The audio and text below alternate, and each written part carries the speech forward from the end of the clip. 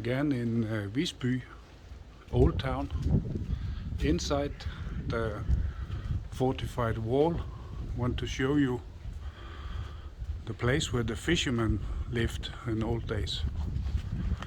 It's very cozy and a lot of roses, narrow streets.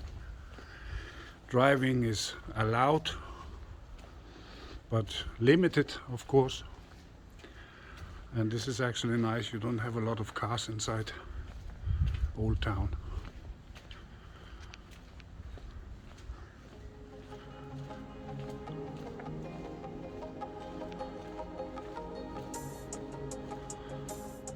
I will show you a little bit later the main square in Visby and continue with that video. The national animal of Gotland is the sheep.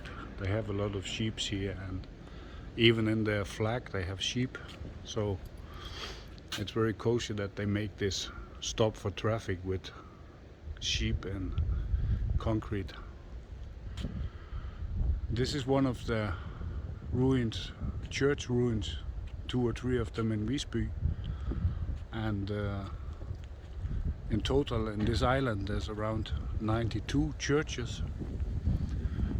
Most of them are intact and used.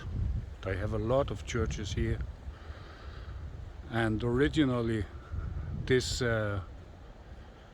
medieval town was built with the fortress, with the wall around, because inside the walls was German merchants who lived here, traded here, and outside was the common people, Swedish people, and they were not always agreeing about things, so there was also fighting between them.